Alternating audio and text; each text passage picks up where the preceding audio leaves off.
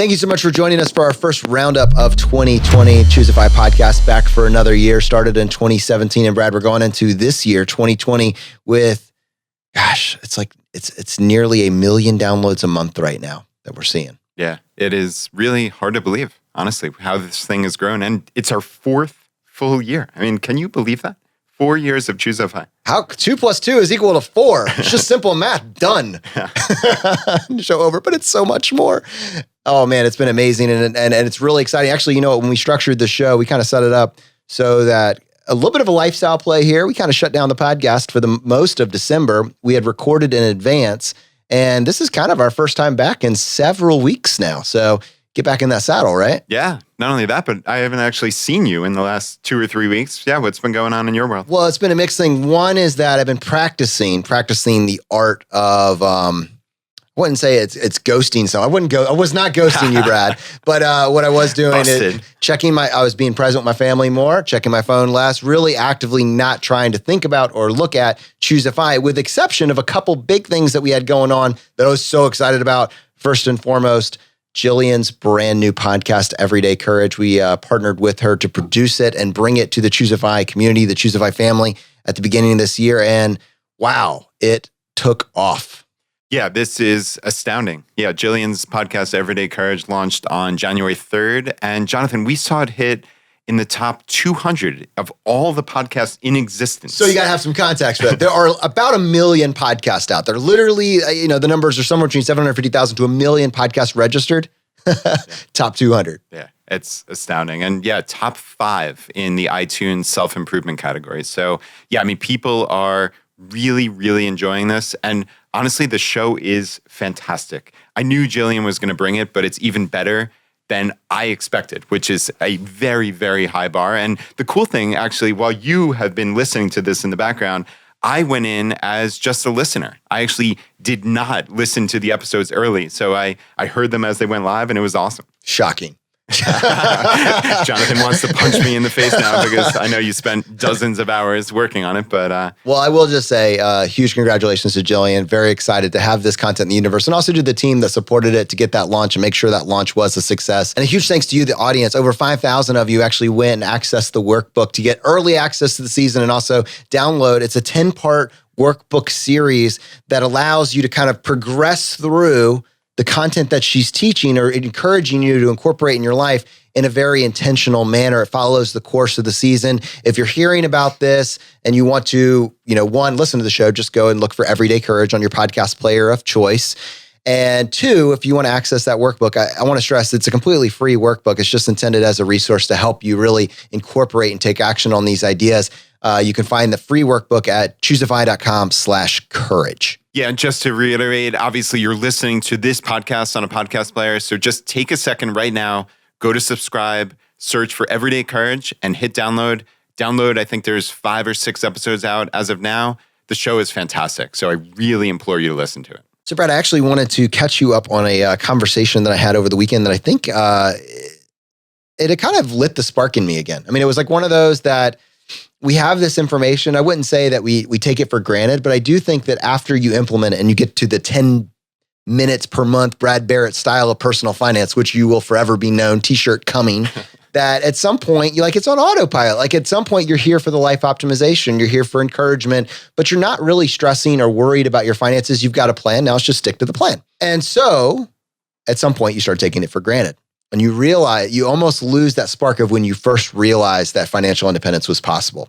And I had the privilege of speaking with a buddy of mine I went to high school with. He messaged me to ask me a question about, I believe it was backdoor Roth IRAs, or maybe it was 529, some combination thereof. Wait. I have to stop you. So he just reached out to you out of nowhere? Does he know that you have the podcast, obviously, or did he just know that you're into personal finance? Yeah, I think he knew that I geeked out over personal finance. Okay. I think that was the context at this point. Cool.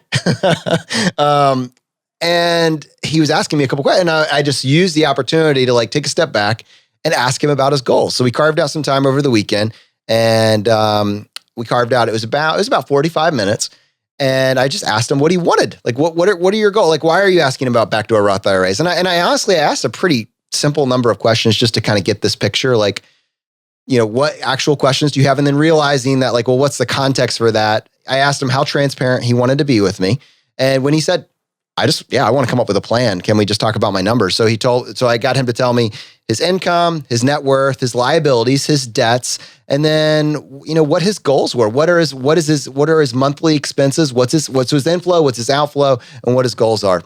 And over a period of about 15 minutes, we went from a kind of an abstract picture about 529s and back to our Roth IRAs, which we pretty quickly realized, both of which weren't really the question. Like, he wasn't eligible. Like, he wasn't in this bracket where you even need to consider backdoor Roth IRAs. You can just do the Roth IRA, right? So why make it more complicated? And when it came to 529s, that's really 18 years down the road. He's just trying to become financially savvy, because those were the questions in the absence of the actual question, which is, how do I achieve my goals? My goals at the end, as we realized midway through, was to be able to have the option to work or not work in his mid 40s. He's going to be finishing a stint in the military. He'll have served his 20 years, and that'll be the age of 45. And he wants to know how to best capitalize on the interim to make sure that he has options at the age of 45. And within a period of this 45-minute window, we were able to help him calculate his number, was able to help him actually figure out what to do. Like, he was sitting on like $30,000 of consumer debt, but he had the ability to pay it off very, very aggressively and then mobilize towards this. And at the end of this period of time, the blinders came off. He could say, I could have the option to work or not work by the age of 45. And the advantage is, by serving my country, I actually have access to healthcare for like $500 a year for life, with this. So he has unbelievable advantages. He has wind behind him.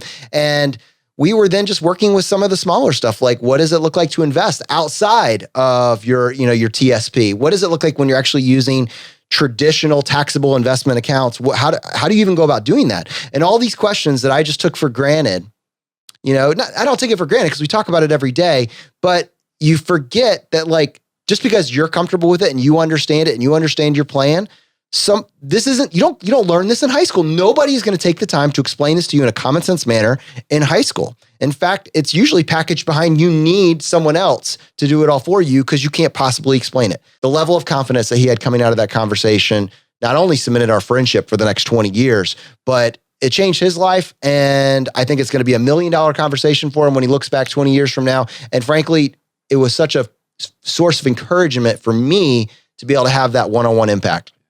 Yeah, that is incredible. Wow. So you said took the blinders off. Obviously, he came to you and he had some questions, right? Like, did he have goals at minute 0 of that conversation?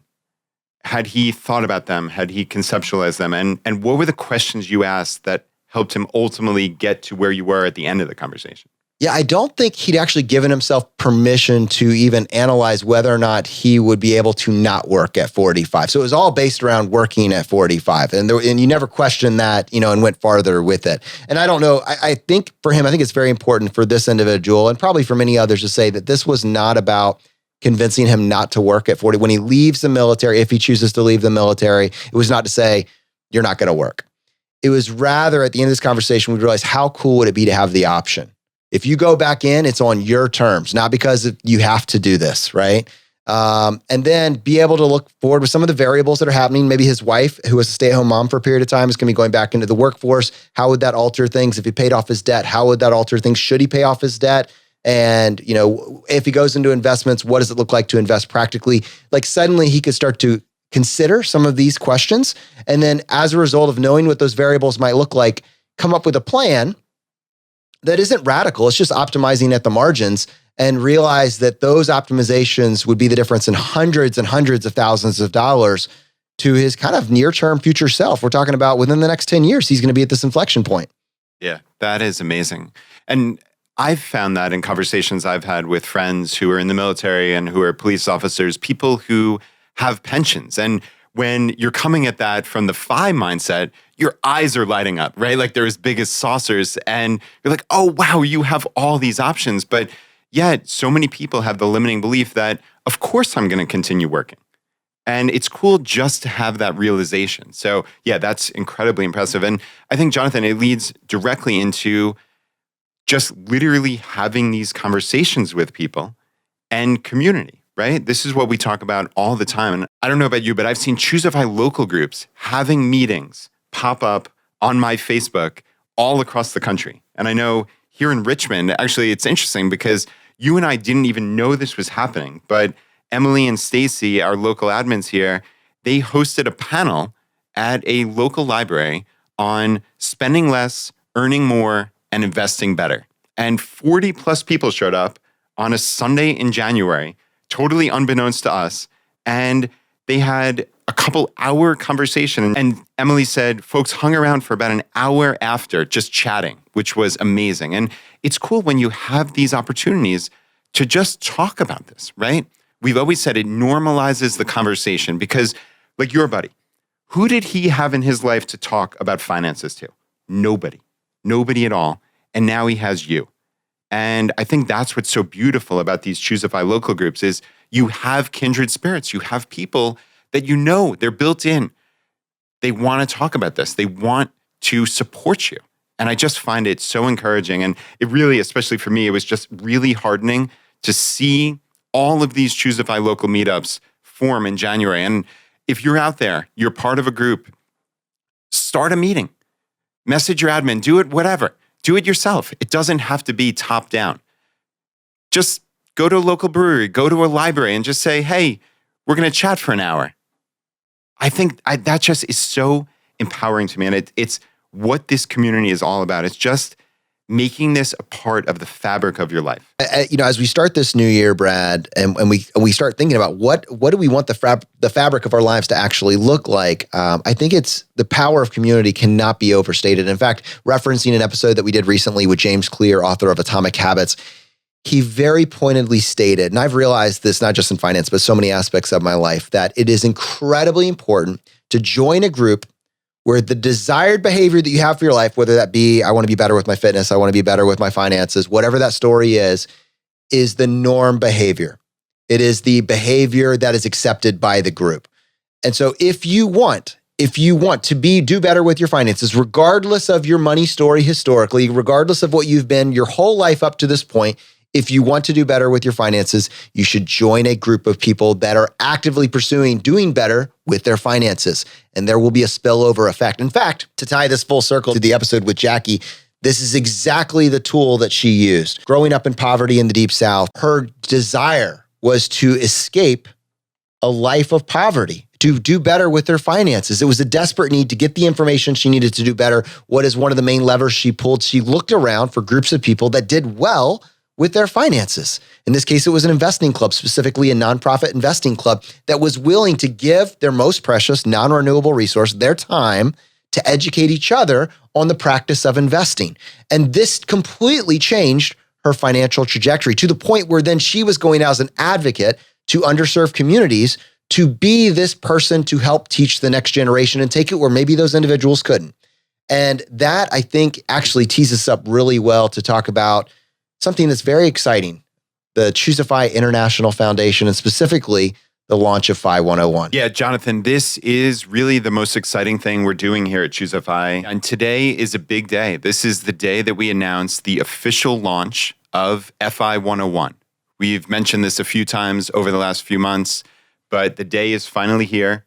We are opening up officially the applications for the free FI 101 course. And we actually have the lead author of the course here, Stephen Heptig. And we're going to chat with him. What's cool is we chatted with his mom, Becky, a few episodes ago. And it was amazing to hear her story all the while in the background, knowing that Stephen's been a member of our team for the last couple of years. And it was wild to actually get text messages from Stephen while I was interviewing his mom. So yeah, it's really awesome to bring Stephen on. And yeah, we're going to dive into the real specifics of FI 101, what we're trying to do here with the foundation, and the launch of this incredibly exciting project. I mean, Jonathan, this is what we've been working towards. Yeah, I think one of the things when we started the show was we were going to do experiments in financial independence. And I think as the show morphed and grew and matured, it became a show about community, about a community of people that are pursuing a better life for themselves and for their families.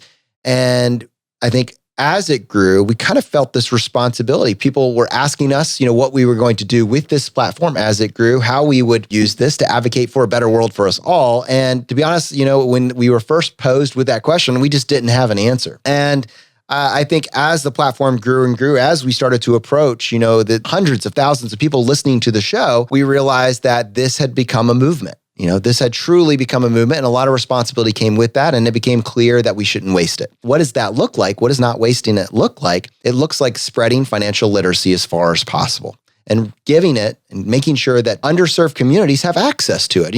People that listen to podcasts, by definition, are maybe not the people that need this the most. There's some inherent level of wealth that is implied when you're able to listen to a podcast from your smartphone on demand, et cetera, et cetera. And if you really want to impact the world, if you really want to see this go farther, you need to get outside of your normal lane, and we need to figure out a way to reach underserved populations. In fact, the financial independence movement community, the FIRE movement, one of the biggest criticisms is that it's not reaching the people that need it the most. What does it look like? And Jackie actually in this episode said, we have to start with financial literacy. We have to start there. So I think FI 101 is our response to that mandate, to that calling, or at least the first version of it. I know that we are very excited to actually see this exist in the universe, and we both believe, as does our team, that this can truly, impact this world that we all live in. So yeah, as you said, Stephen's gonna be joining us on the show today. We had actually kind of teed up that we might be able to bring him on after his mom was on that episode. Brad, what episode was that with Becky? The episode title was, Is It Too Late? And just for some context, Becky and her husband, so Becky came on the show to share with us that her and her husband basically were starting with a net worth of 0 at the age of 50, and were able to, using the principles that we talk about on this show and in this community, we're able to achieve financial independence in their early 60s. We actually did an episode with Big Earn that following Friday where we broke down the math on that. And it was an incredibly encouraging episode for me, as I know it was for many people that are maybe finding this a little bit later in life. You pulled it up for me. Okay. Episode 152 of the podcast. Check that out if you haven't heard it already. But what you should be aware of, as Brad was pointing out, is that although Becky and her husband were, at the age of 50, had a net worth of 0 and were able to turn this thing around and get started, they were doing this with a family. And Stephen was one of their kids. And Stephen is one of their kids. They haven't disowned him yet. Is one of their kids. And I think what's really cool is he is starting much earlier in life. And so they were able to pass along at least this desire to do better with finances. And Stephen now is actively pursuing spreading this idea as far as possible as well through the foundation. So Stephen, with that set up, welcome to the ChooseFI podcast. Thanks, guys, for having me on. This is definitely outside of my circle of comfort, but I'm excited to be here. So, Stephen, I know you were super proud of your mom after episode 152, and we got a lot of feedback, wonderful feedback on that episode. But I mean, that was your life. I mean, you were living that, and to see you so motivated, not just to do better with your own finances as an active duty military officer, but also building this curriculum for people throughout the community and around the world. Where does that motivation to do that come from? Well, it came from my own struggles, to be honest. My parents, you heard my mom's story kind of growing up. I saw it modeled. But as I left the home and kind of had to go deal with it myself, I basically was determined to make all of the same mistakes to begin with. And but luckily, I stumbled early on, kind of leaving college and not racking up credit card debt. I came to a point where I did eventually run out of money one day. Legitimately got to 0 on my bank account. And I was like, okay, this is a point at which I have to change everything I'm doing. So I did kind of do a bunch of reading. All of the standard books that we talk about. So J.L. Collins, the Richest Man in Babylon, those types of things. I spent a whole year reading a lot of those books and got really passionate about it. It helped that I was deployed for 6 months of that year. So I had a lot of free time to read. But I came back and I said, this has changed my life. And I'm looking around at the people around me, and the military especially gives us so many tools to really be able to leverage up some of the fundamentals that FI is built on, that I said, why isn't everyone doing this? We have to help some of these young kids. I mean, when you walk through a military base, I know on ours, like there's a food pantry. There is a box that says, leave a can, take a can if you need it, because that's a reality for some of the younger guys who are trying to support a family. when they're a really young enlisted troop. And I said, okay, we've got to do a better job of taking care of our troops. We consider that, the officer, the leadership of the military considers that to be a really fundamental piece of our, just national defense, is making sure that the people who are in the military are financially secure, don't have to worry about that when they're deployed. There's a lot of resources out there, Military One Source, those kinds of things that you would have heard about when talking to some of the other military members we've had on the show. But a lot of those resources aren't utilized. They aren't aware that they're out there. And so I started to just say, how can I teach this in my local group, my unit? And that's kind of where I started in terms of building some of this curriculum and the passion to teach other people. So, Stephen, what did that look like when you started teaching members of your own unit or group? Like, did that predate this FI 101? And how did you go about getting started with that? It did, but just slightly, and that's the interesting part. So probably maybe 4 or 5 months prior to when I spoke with y'all the first time, I had gone to my, we call him a DO, it's the second in command of our unit, and said, we have these training days where we do a stand down, nobody flies, nobody does anything else. We just have some kind of yearly training, and there's always time to do some other training activities that aren't necessarily on the script. And that was the year going into 2018. So I guess this would have been 2017. 2018 is when everyone in the military had to make a really big choice about their retirement with the blended retirement system. And so I think that just finances were a little bit more on people's minds those years.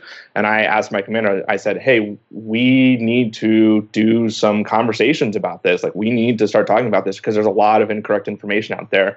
So it looked like me giving a few small talks on these training days. And then I decided that I was not going to kind of be active about talking to people one-on-one. I wanted them to come to me after they saw me stand up in front. I did have a few people start to ask me questions after the fact and kind of in the hallways. And so I came up with this philosophy that I'm going to allow people to come ask me a question, and I'll answer the question as best as I can. And then if they come back to me a second time and ask me more questions, it's obvious they're really thinking about this subject, and I will hand them a copy of J.L. Collins' The Simple Path to Wealth. So that's kind of the process that I took in my own unit to try and share this message. It was a lot of one-on-one. So let me talk about this through the lens of the foundation. Stephen, when we partnered with you to bring this to the community, it was all about how does this scale? You mentioned the one-on-one conversations. How do you reach as many people as possible? And I think, as Ed kind of came and joined us at ChooseFI and provided us a vision for what a nonprofit would actually look like, as it's all come together, there's actually ended up being three or four distinct pillars of this foundation and how we think we can have maximum impact. And I'll just kind of, set it out there as a macro level so people can start to think about it. But we have a little bit more of a focus today. So the foundation has a speakers bureau where you can actually get speakers to go into underserved communities and actually take this information, take it into businesses, et cetera, et cetera. It has a curriculum, K through 12 curriculum, which is now it's virtually done. It's actually being piloted at several schools. And actually, most recently, and this is basically an announcement, the University of Richmond, which is a fantastic school, actually, Brad, one of your alma mater, is actually taking this curriculum and using it in their Masters of Continuing Education program to actually have their teachers or the students that are going through that program actually use it as a way of assessing whether or not it will be effective. And there's some nuance there, but they are actually partnering with us to actually make this a better curriculum than it is already. And FI 101 has kind of two focal points: the military, which was the inception of the idea for you, but a civilian population as well. And actually the civilian FI 101 is really what we're announcing today. So I'd be curious to give this back to you and have you take it from there. How did we get here? Yeah, so you guys kind of gave me the opportunity to come on with the team, and you approached me and said, there's a lot of military members in our audience, and we want to provide them with some good education and content. And so I originally started this project and said, let's make a basic finance course for the military. But as we got through it, we realized that all the stuff that we're teaching them with a few small word changes and nuances is really the FI principles that we talk about in our books and across our podcast, over 100 episodes or more and at this point. And so we backed up and we said, let's do this for everyone. Let's just do financial literacy right from the beginning. And then we're going to iterate that in a small way using the same videos with a little bit different content and explaining some of the differences, nuances here in a few months specifically for the military. And, one of the pillars of the foundation, we kind of branded it as the Speakers Bureau, the K through 12 curriculum, and then the military. But I really am passionate about all public servants because a lot of people out there have decided they're going to be firefighters, EMS, police, military, FBI, any of those agencies. They've given up very likely a higher paying career on the civilian side to be a public servant. And so that's kind of that third pillar of our foundation is really going to be towards the public servants. We'll start out with the military, but we intend to give some specific nuanced education to several different areas of the public servant space, including teachers.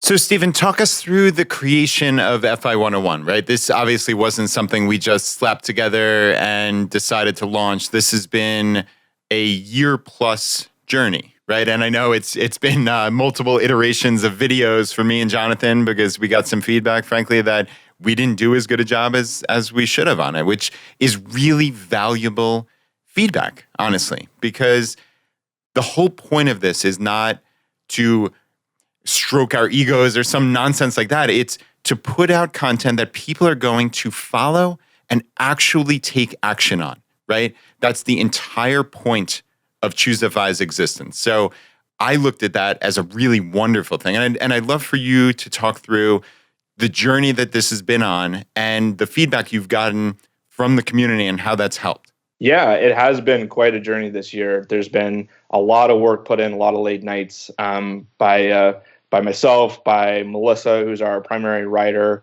some other people that kind of helped on the fringes. And then most importantly, we had about 400 people go through the beta, the original version of this through September and October. And they gave us a lot of feedback, primarily, like you're saying, on the videos. And what happened was we took some videos that we shot, if you guys will remember, way back, I think it was in February, March, or April of 2019, where we were first doing video. And we said, we think we can do a bit of a boot camp. So like an financial independence boot camp. We took those videos and we repurposed them for the FI 101. And the intention was we'll write all of the curriculum that goes around it. So we'll write the workbook, the worksheets, the text, all of the images that go with it. And we'll just repurpose these videos. And then when we have time and space, reshoot those videos later. And it became very apparent, I believe, about 3 days after lesson 1 released in the beta, that we needed to do new videos. But it was such an awesome opportunity that we were forced into doing, because we spent 2 months, we wrote a script, we started working with some better equipment in terms of teleprompters, and it's very different than the podcast. It's very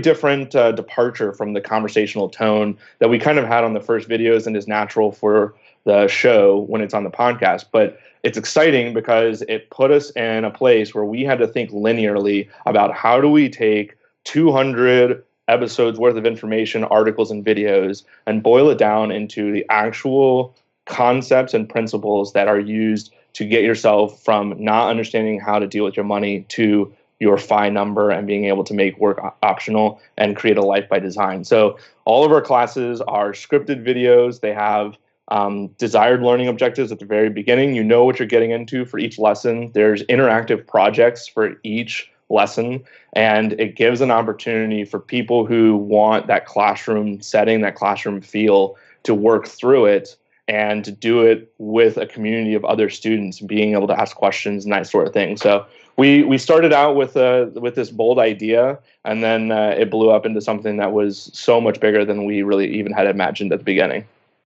One thing I want to ask you, and I certainly have some ideas as well, but in terms of really giving this thing the reach, and making sure that people actually hear about it and are able to access it.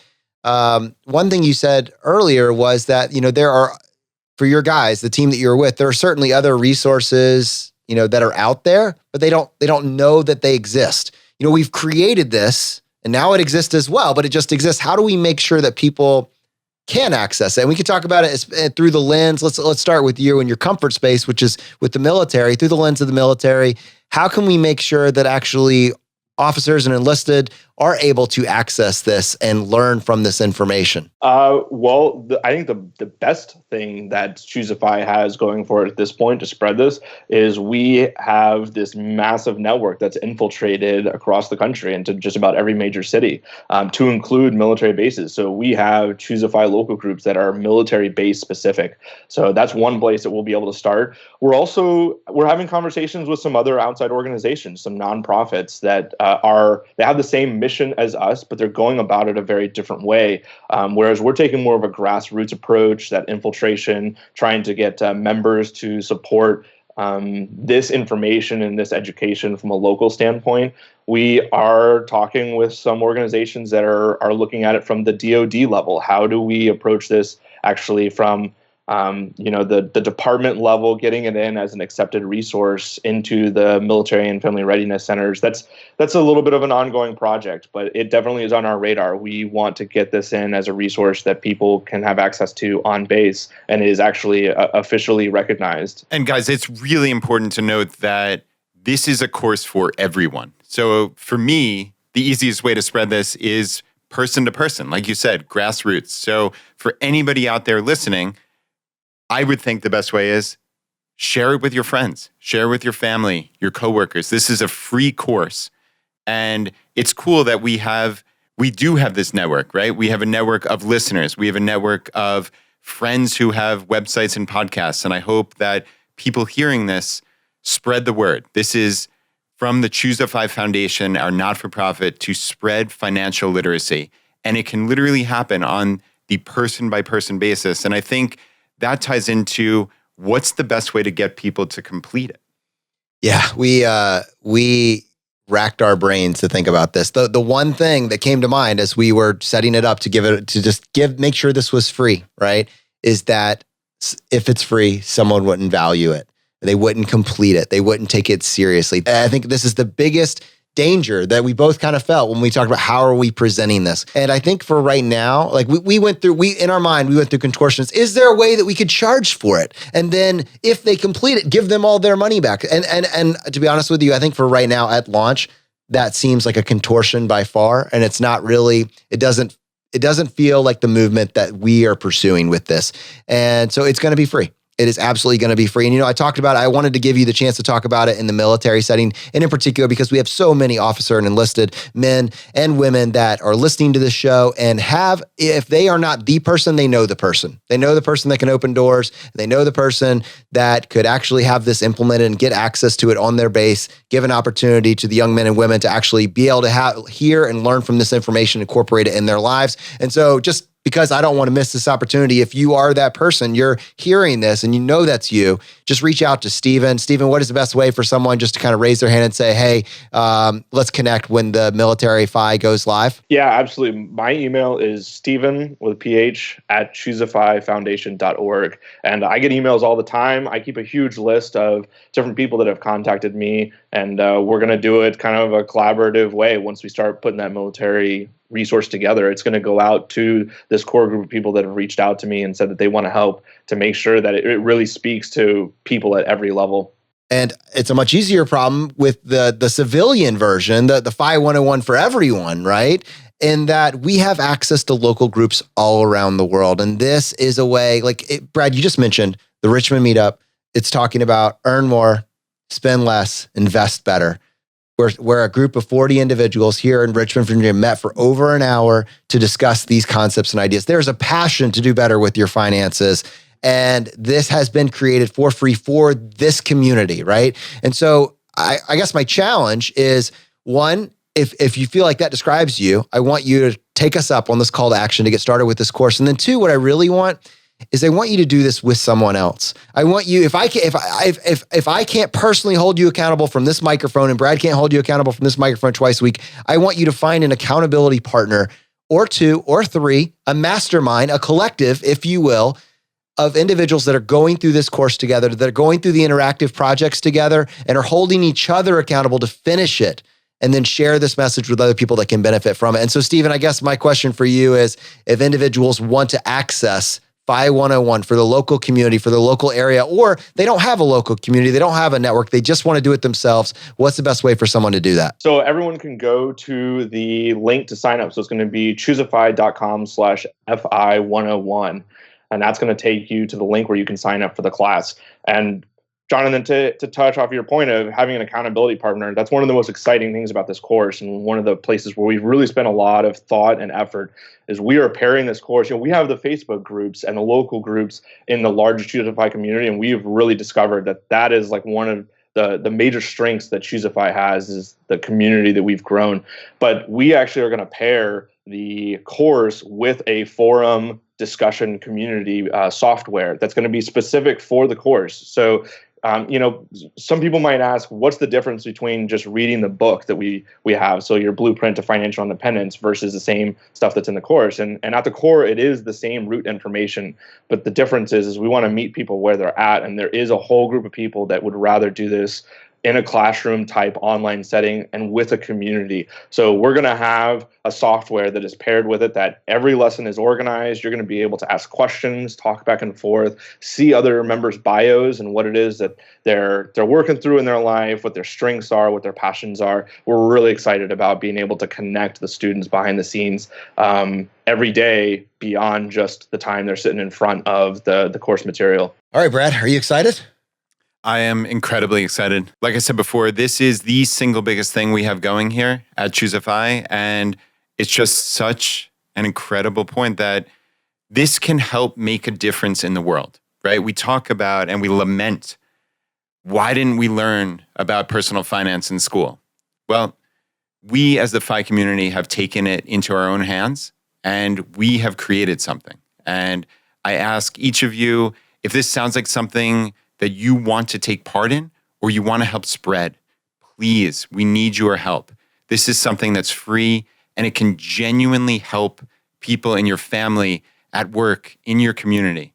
And it's as simple as just sharing that link, ChooseFI.com/FI101. And what is, Brad, as you were saying that, I kind of had that chill go down my spine. The fact that, the academic system didn't take care of this for us. The political system didn't take care of this for us. So the FI community, the FI movement decided to handle this themselves, And so it's been built, it's there, and it's free. How is it free? It's free because of support from listeners such as yourself. And what's amazing is the way that it's been done.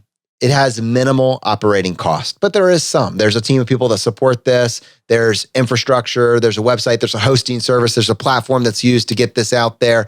And it is kind of an audacious scale and scope. And there's some amount that we can do, but to go farther with this, to truly get this out there and see this spread across the country and around the world, it's because of listener support.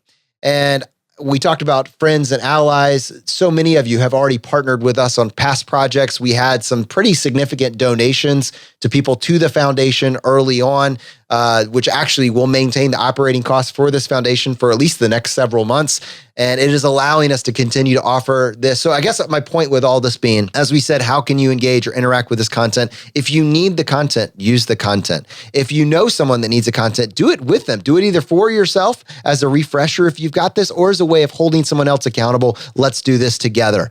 And if you're past that point in time, or if you want to have impact at scale, you're listening to the show because you believe in this movement, you believe in this concept, you believe in the power of financial independence to make the world a better place for ourselves, for the next generation and beyond, then support us, partner with us on this mission. And I guess, Brad, if someone does want to partner with us in a support capacity, how could they do that? Yeah, the easiest way is to go to the foundation's website, which is ChooseFIFoundation.org. And there's a donate page right there. It's pretty obvious, or just ChooseFIFoundation.org/donate.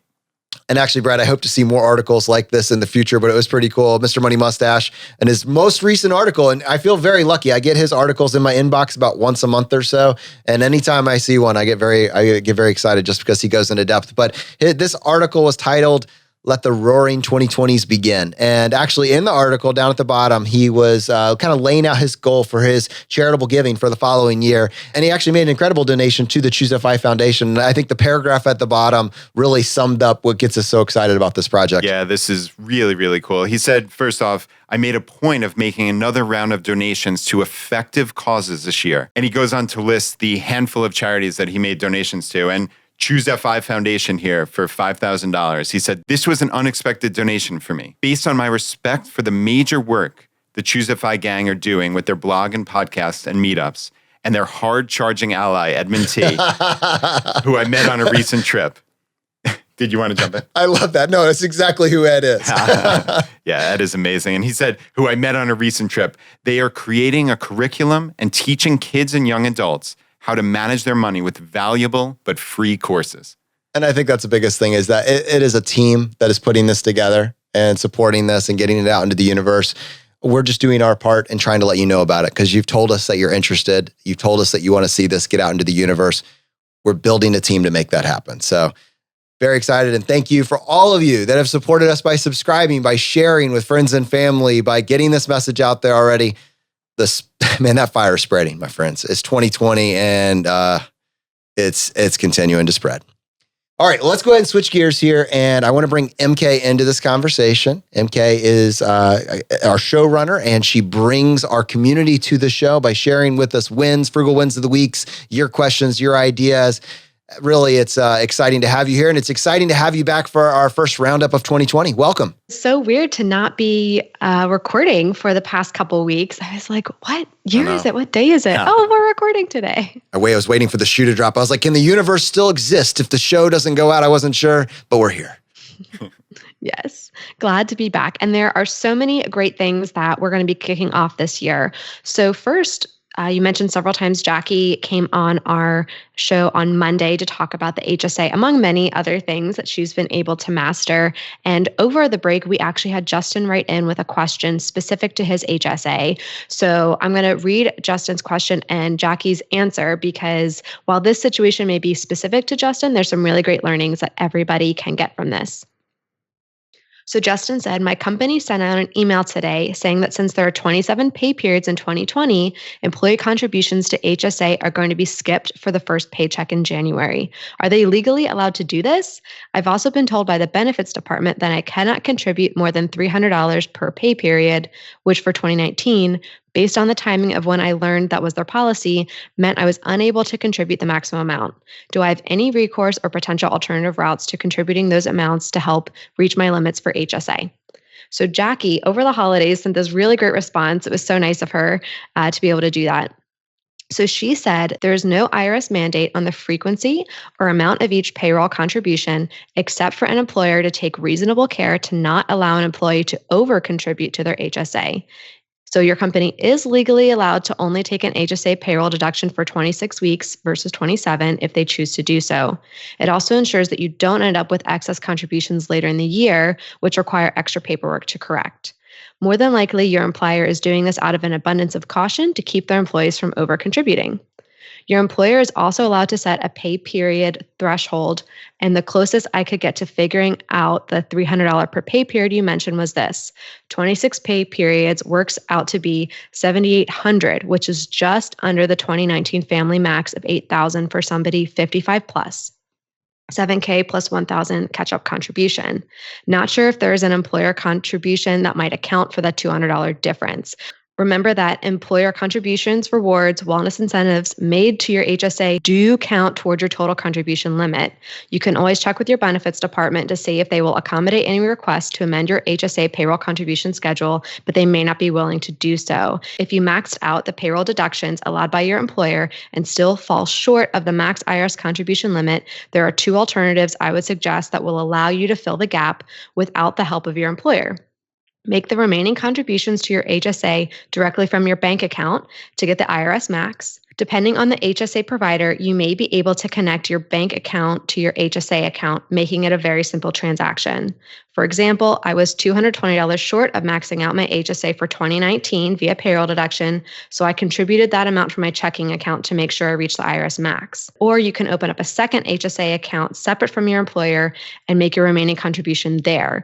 You are allowed to have more than one HSA account. As of December 2019, Fidelity and Lively are the only two HSA providers I know that don't have any monthly bank or investment fees. Make sure you do as much as your employer allows via payroll deduction before making contributions on your own, because you will save the 7.65% FICA tax. Also, any contributions you make on your own will have to be filed with your tax return in order to realize the tax deduction.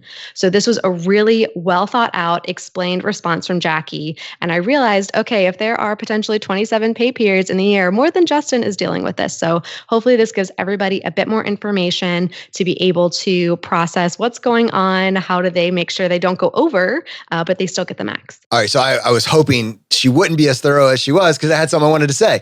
And it involved the payroll deduction. So Brad and I race each other each year to max out our HSA since we got it teed up in, what year was it? December? Yeah, it was the end of 2018. All right. So that means that both of us have hit our max each year. You beat me by a couple weeks this year. So we have, so I'm 100% stock. So I don't know about you, but I had 3 years of funding gets me to 20, not Jackie's six figure, but I got 21,000 plus the capital gains. It was like floating around 24,000, something like that with capital gains. But I wanted to say this. So we fund directly into, I believe, Fidelity. Is it Fidelity? All right. So, but we just make it from our bank account. So I copied you on an email, Brad. I don't know if you saw that, but someone else reminding us of that payroll deduction that we're missing out on. We're not being super optimized.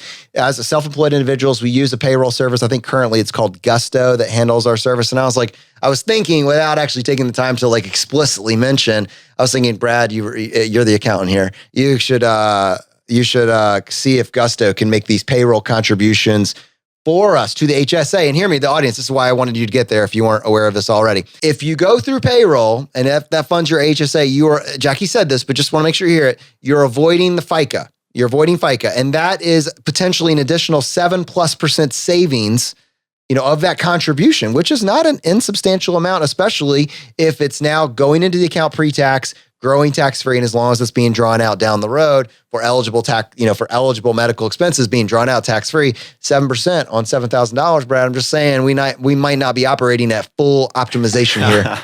Yeah, that does not sound like fully optimized. So yeah, thank you, Jackie. Thank you, Jonathan. I have to listen to. So yeah, we have ours through Fidelity, like you said. And yeah, I just logged in and it looks like they have the zero, right? The Fidelity Zero Total Market Index, which FCROX, I think is the ticker. Yeah.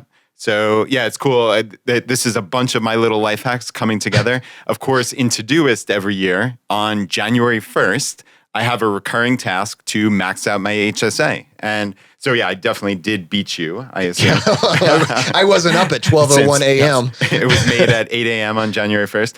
And the contribution limits this year, so for a family, it's $7,100, and for an individual, it's $3,550. And it sounded like Jackie alluded to there being additional options if you're over 55.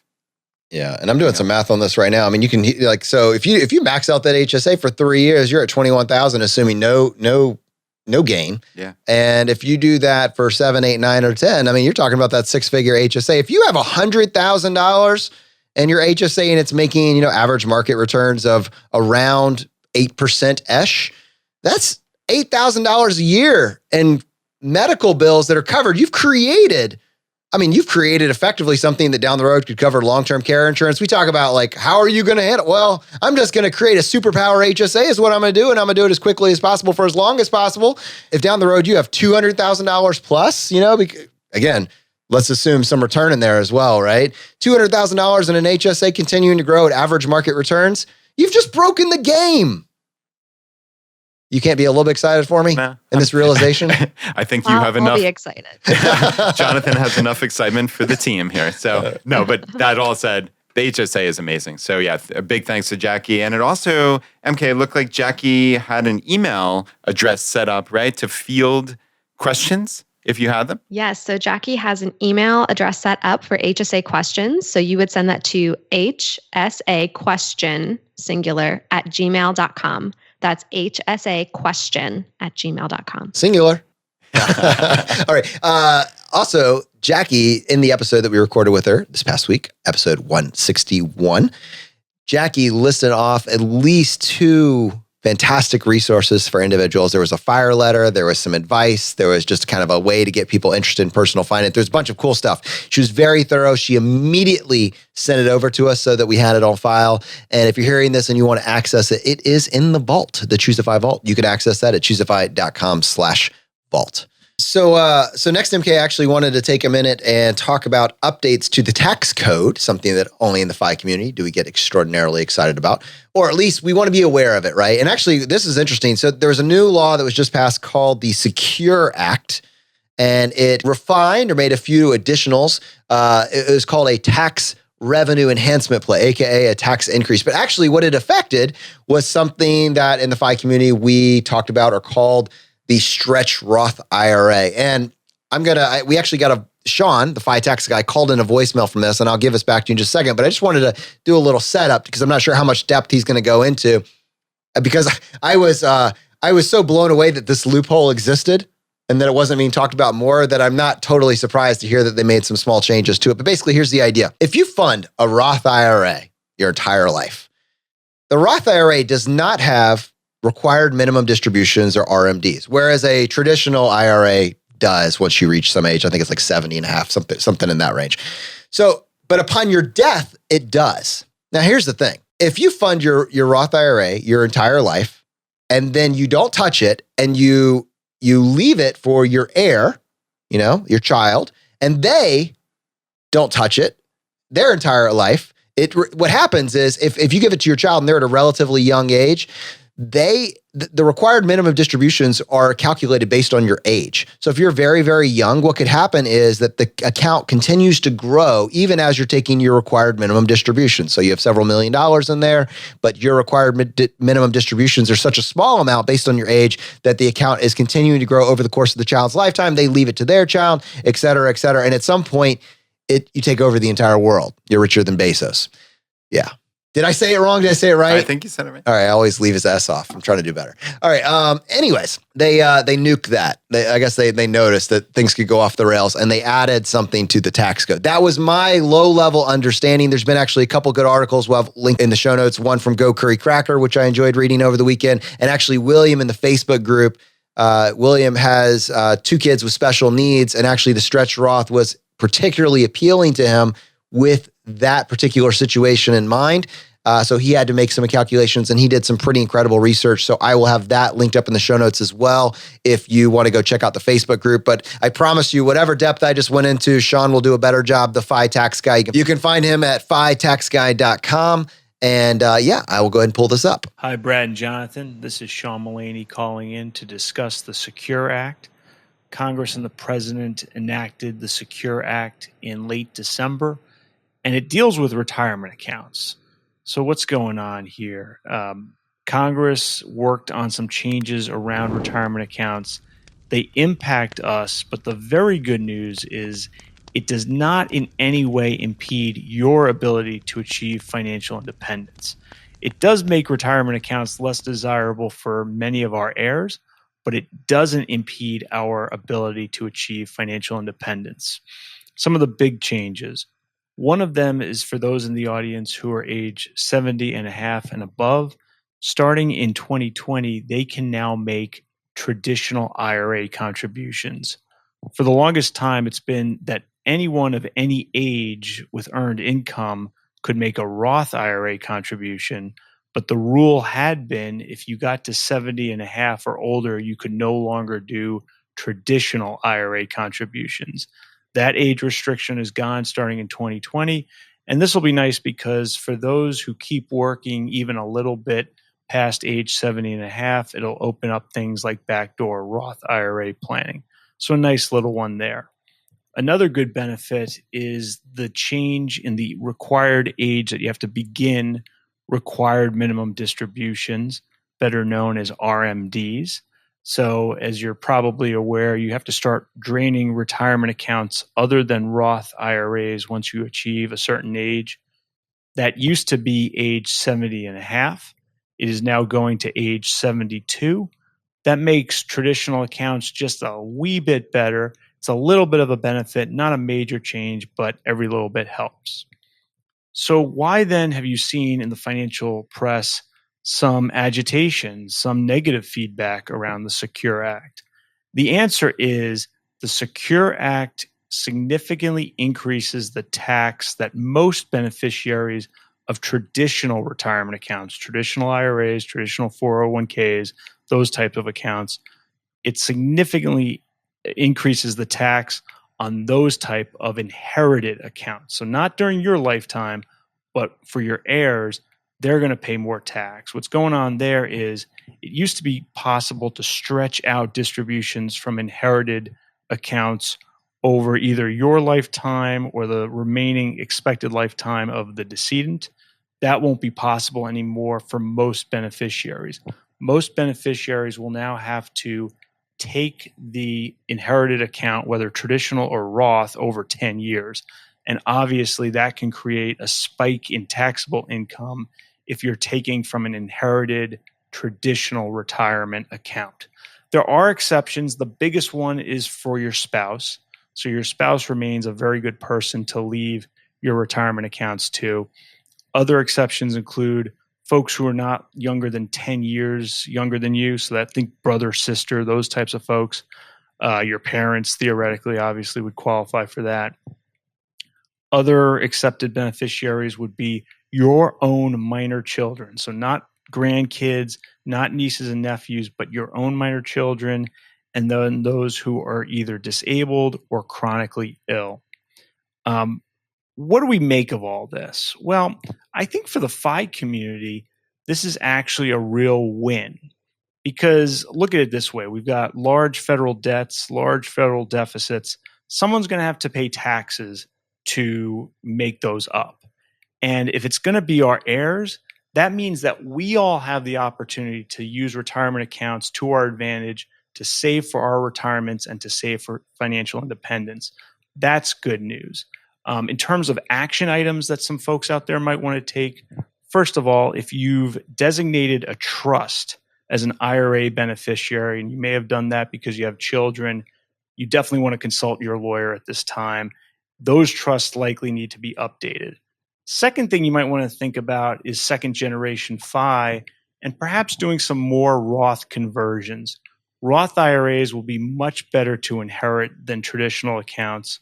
So this might be an opportunity to think about some Roth conversion planning for your heirs, but again, never at the expense of your own retirement. Make sure your own retirement is taken care of, and then plan for some second generation FI.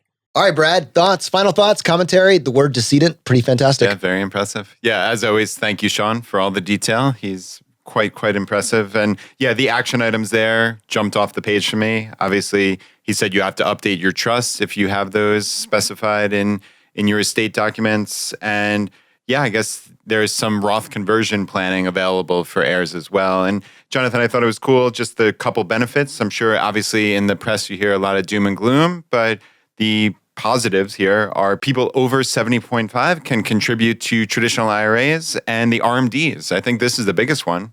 Instead of being at 70 and a half, can be at 72 now. So I know that's, while Sean said that's a minor item, it's still something positive. So yeah, good stuff. Thank you, Sean. You know, Brad, I always love running like some sort of like simple calculations, especially future value calculations. But like with the Roth IRA, if we just talk about that for a second, one of the reasons that it's so appealing, it goes in after tax. So you've already been taxed on your income, and then it grows tax-free. And as long as you pull it out after the retirement age, then you can also pull it out tax-free as well.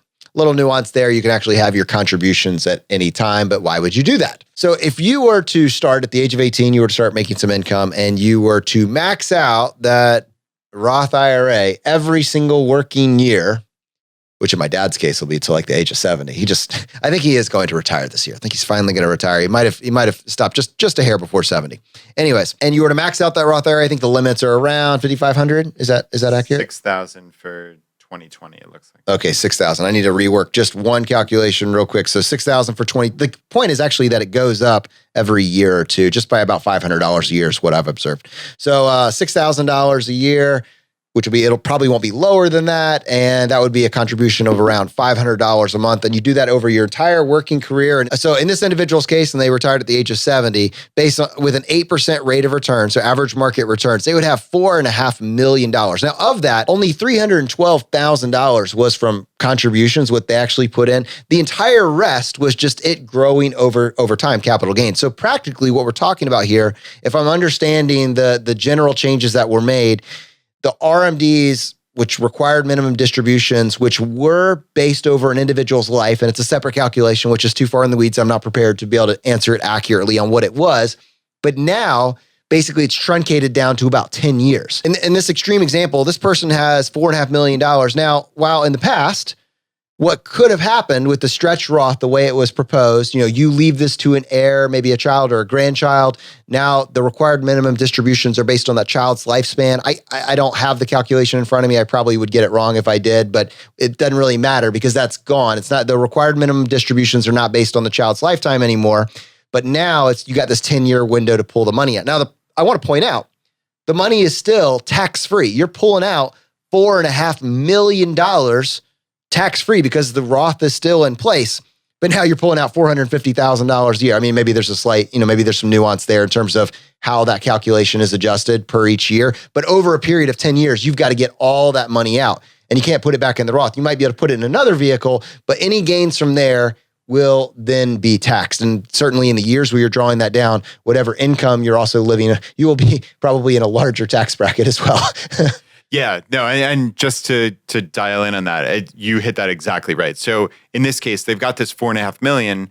In pre-Secure Act situations, they would have just let that ride, essentially, except for the RMD. The rest of that money would have stayed in there for potentially decades, but now it's all got to come out. And like you said, this is a Roth IRA, so it's tax-free, right? So the $4.5 million comes out, but it's not under that umbrella anymore.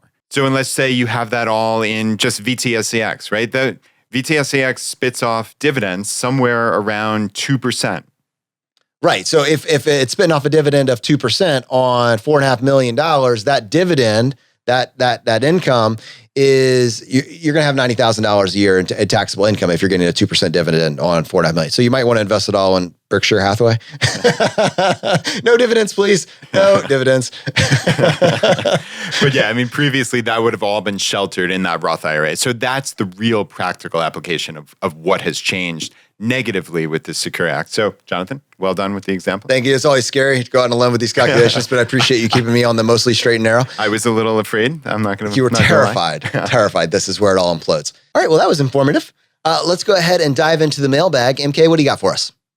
Well, we have several items today. So if y'all remember way back in 2019, 3 weeks ago, episode 158 with Kim, we talked about the real hourly wage. Well, Ruth and our Facebook group made some really great points about that. So when we think about our real hourly wage, sometimes we think about all the negatives, the cost of driving to work and the time we spend driving to work and clothes and things like that. Well, Ruth said regarding the latest episode about your hourly wage at work, don't forget to include the good things like your 401k match, Christmas bonus, company car, gas compensation, free coffee, gym at work, shower, snacks. She says she can do wine tastings and gets to keep the leftover wine, which I think is an amazing benefit. So that was really exciting to see the positives coming in for the real hourly wage too. This is the first time that I've realized I might be a negative Nancy. I only thought about the negatives when I was doing the calculation. Yeah, that's true. That's funny. And so funny little anecdote from my prior life. So I was a tax manager at a large baking company. So they make Thomas's English muffins and Entenmann's cake and cookies, among other things. And the headquarters was actually at one of the production facilities. So Jonathan, I kid you not, you would roll up in the morning and you would know they were making a certain type of cake because the smell would waft to you from like a half mile away. So yeah, so this is positive, negative, right? So positive is you are 20 pounds heavier than you are right now. Yeah, well, the huge negative is I put on a lot of weight. The positive is every morning somebody from the production facility would come over with boxes upon boxes of every type of cake, cookie, bread, English muffin, and just leave it essentially on a table. You could go over, open up a box, and just snack on whatever you wanted. If there were closed boxes at the end of the day, you could bring them home. So I would bring boxes of Entenmann's cake and cookies to Laura's family multiple times a week back in the day. I'm physically incapable of eating food that's available. It's like there. And then if it's good on top of that, like it's amazing, then it'd be chaos. Wow. But that's awesome. That's amazing. I just want to say my worldview's been shifted. I'm going to work on my optimism, people. That's awesome. Yep. Thank you, Ruth.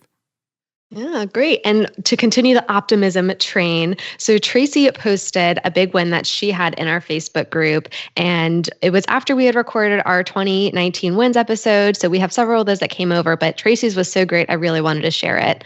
So Tracy wrote, I just wanted to say a huge thank you to Jonathan and Brad. I'm a single mom by choice, and I will be starting 2020 debt-free. I finally paid off my student loans and car loan this year and started investing outside of my 401k. The podcast gave me the motivation and direction I was looking for. Because of you guys, me and my girls have a bright future. Thank you. And our community responded so positively. There were over 1,000 positive responses on Facebook. Likes, love, wow. It just blew up. So it was so exciting to see this positive energy going into 2020. That's awesome. That is so great. And yeah, Tracy, huge congrats. And I'm showing Jonathan the picture here of your beautiful girls and family. So oh my goodness. Yeah, huge congrats to you. Your life and their life is forever changed. That's amazing. Congratulations on all of your success. All right, MK, I know Brad mentioned the Richmond meetup. What do you got for us from the local groups? Well, we have several new local groups that have formed. So if you have made it your resolution this year to go out to a local group, there may be a new one near you. So Thames Valley, United Kingdom, Outer Banks, North Carolina, Cedar Rapids, Iowa, Guadalajara, Mexico, Lafayette, Indiana, and Newport, Rhode Island all have new local groups. So if you're in that area, go and join. Or if you're traveling to one of these destinations, you can meet up with them too. Yeah, and you can find all of our local groups and cohort groups at ChooseFI.com/local. Join a group where your desired behavior is the norm. And in this case, we're trying to do better with our lives. We're trying to optimize our life and live our best life now. And I think 2020 is going to be a great year for all of us. Super excited that you're here and that you're joining us on this journey. All right, my friends, unfortunately, that is going to bring this episode to a close. Now, as you know, we like to finish every episode by doing a drawing for a copy of a book that we have found useful. We're doing our book, ChooseFI, Your Blueprint to Financial Independence. Now, this book can be found anywhere that books are found. And I would say that I've noticed that occasionally the book gets a little bit of criticism. And the criticism, the most common criticism that I see, is that the book contains no information that is not on the podcast. To which my response is, well, of course.